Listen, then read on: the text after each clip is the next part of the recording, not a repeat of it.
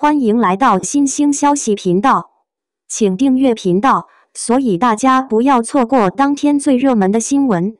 我们今天的时事通讯包括以下内容：龚俊与李沁从花少同心计看高默契搭子的诞生，综艺中的自然互动为何能掀起全民讨论？在真人秀节目叙事越来越趋向剧集化的当下，花儿与少年同心计成为了2025年度现象级综艺之一。而在众多嘉宾组合中，龚俊与李沁的默契互动格外引人关注。他们在节目中的自然流露，多次被网友称为电影级浪漫的小细节，使两人一度成为社交平台热门话题。但当大众沉浸于刻点时，也有理性声音指出，综艺有其拍摄机制，嘉宾的相处方式天然带有节目属性。那么，龚俊与李沁的互动为何能激起如此大的传播效应？这些看似不经意的瞬间，又是如何在镜头前构建出高话题度的化学反应？视频将以综艺细节、嘉宾性格特征以及观众心理机制为切入口，深入解析这一季最受瞩目搭子组合的成因。意外的发丝拂面名场面，不经设计的浪漫为何最难复制？在热播片段中，节目组为刻意铺陈的一幕成为微博热搜主角。李沁靠窗欣赏风景时，长发被风吹起，轻轻拂过龚俊的脸。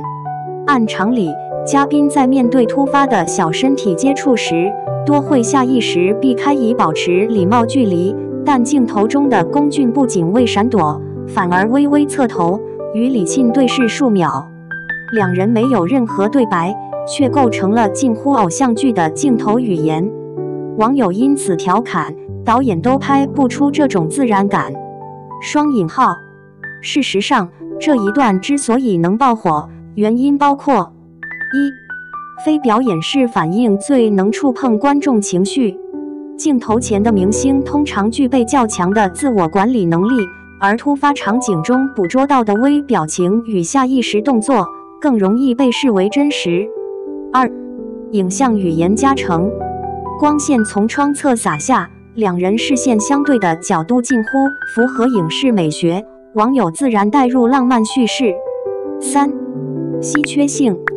嘉宾之间若无必要，多维持适当社交距离，此类无意间的亲密瞬间，在综艺中较为少见，因此显得特别。这段发丝拂面被网友剪成无数二创视频，形成二次传播，几乎奠定了本季节目最具代表性的特点。咖啡默契与食物分享，一种从细节处呈现的温柔关怀。除去名场面，龚俊与李沁的日常互动更显细腻。咖啡小片段，一句你喝引发粉丝反复解读。在某次外出采购时，龚俊主动陪同李沁去买咖啡，点单后的一句简短对话：龚俊，你喝？双引号。李沁点头接过。平淡甚至不值得剪辑的日常，却在播出后被网友广泛讨论。原因在于，这段对话承载着默契感，不需要解释，不需重复，双方都能准确接住对方的意图，氛围轻松自然，有一种互相熟悉的气息。食物分享，节目中最能体现亲近度的行为之一。在西餐厅用餐时，龚俊将盘中的牛排直接移向李沁，语气轻松：“你吃这个吧。”双引号。在熟悉的人际关系研究中，分享行为通常被视为亲密度的外显表现。嘉宾间若非足够熟悉，很少会出现毫无顾忌地把食物递到对方面前的举动。不过，这并不意味着节目之外的关系，更多只能视为综艺中的友好互动加个性使然的体贴表达。但正因为这种举止像情侣但不越界，才最容易激发观众的代入感。滑梯守护与冰川水关怀，安全感从哪里来？滑梯守护，等待本身就是一种温柔。在蓝冰洞探险项目中，节目组安排嘉宾逐一从滑梯出口滑下，镜头显示，每位成员滑下后都会有人等待。但龚俊在李沁滑下时格外注意，不仅提前伸手准备接应，还保持全程注视。这一行为与其性格特征有关。龚俊在历季节目中都以可靠的大哥形象著称，对周围人照顾细致，因此对李沁的关注在逻辑上是延续性行为。冰川水片段，快一步的体贴。当李沁轻声说想喝冰川水时，龚俊立即转身询问当地向导：“这个能喝吗？”双引号，这是典型的先行动后思考式关怀，观众容易从中读到情绪价值，进而把简单动作解读得更具故事性。称呼的变化，从沁到小沁，距离感在语言中悄悄缩短。在综艺中，嘉宾对彼此的称呼可视为人物关系变化的镜像。节目初期，龚俊称呼李沁为沁，属于礼貌型友好语气。中段开始逐渐变成小沁，呈现出更轻松随意的状态。人际语言学中，昵称化通常意味着关系变得更熟悉，互动更自在，尤其是在多人群体氛围下，这类称呼转变尤为明显。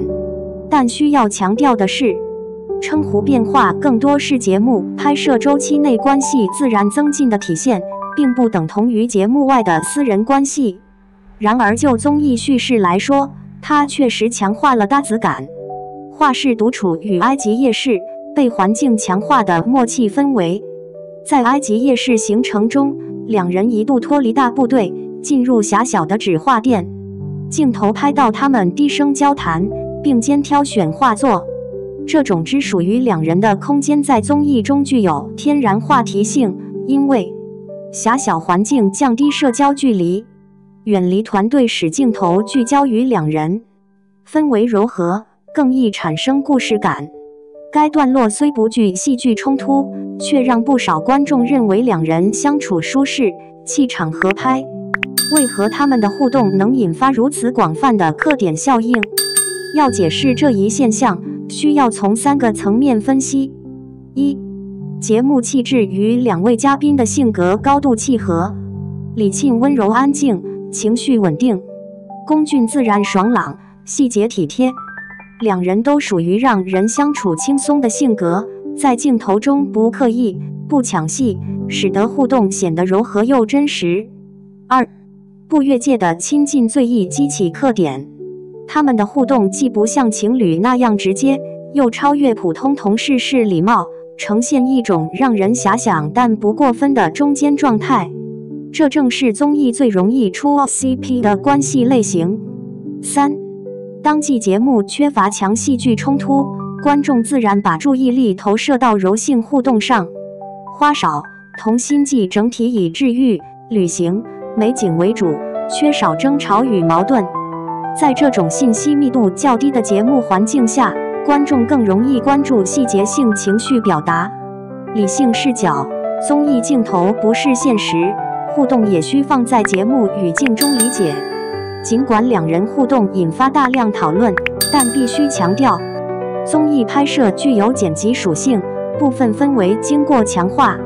嘉宾本身表达友好、善于照顾他人的特质，在节目中会被放大。粉丝客点属于情绪化消费，应避免上升为对现实私人关系的过度解读。换言之，这是一段在综艺语境里非常好嗑，但属于节目内部的自然关系。能嗑是因为氛围适合，能火是因为两人的相处在镜头下真的舒服。但现实如何，永远属于当事人本身。结语：综艺需要的不是爱情隐喻，而是真诚的相处瞬间。